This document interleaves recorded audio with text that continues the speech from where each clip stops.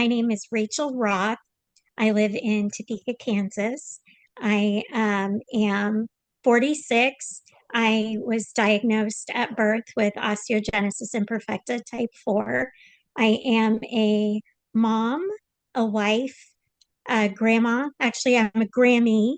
Excuse me. They call me Grammy. As a child, as a small child, I was a person who had a lot of fractures due to my osteogenesis imperfecta.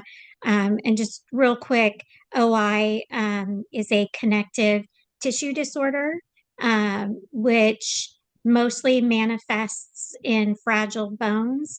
But since it is a connective tissue disorder, that means there are issues everywhere. And I have had uh, between 75 and 100 fractures. I have had multiple surgeries. I can't tell you how many times I've been put to sleep just to have a fracture set or straightened. And I am also a recent below the knee amputee due to just a lot of damage and chronic pain. The ADA was signed in 1990. It was signed this summer before I went to middle school.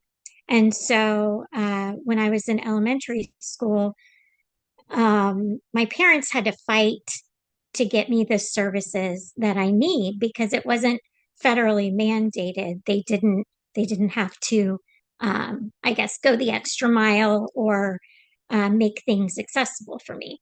And the school that I went to in elementary, it had two floors, and the I want to say the fourth and fifth grade classes were upstairs, and that's also where the library was. And I walk, but when I have fractures, I'm on crutches or a walker or in a wheelchair. It just kind of depends. And I had teachers who had to pick me up and carry me up the stairs for me to be able to just get to the library.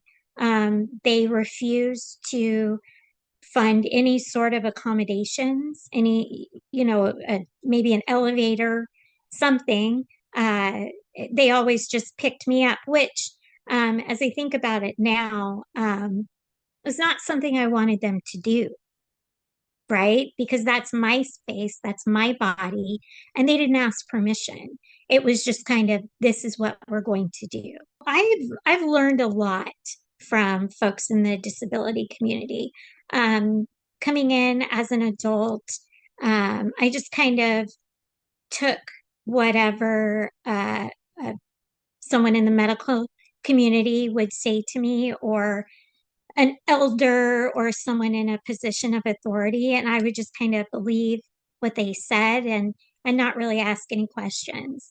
Over the last 10 or 15 years, I've really learned to advocate for myself, and it's okay to show up with a list of questions for your medical professionals. And they can take the time to sit there and go through your concerns and your questions with you. So I've learned a lot about advocacy and acceptance, inclusion, equality, um, diversity, all of those things that make the world a wonderful place. There are some times where I wonder what it would be like if I didn't have my disability. What would my life be like? Would I be in a different part of the country?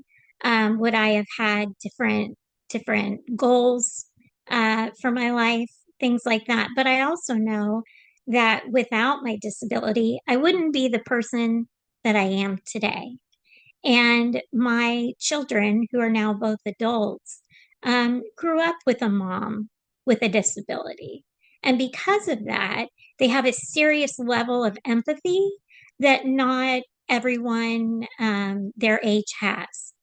So while, there were obvious trials and tribulations trying to figure out how to be a mom with a disability, sometimes it was uh, very overwhelming.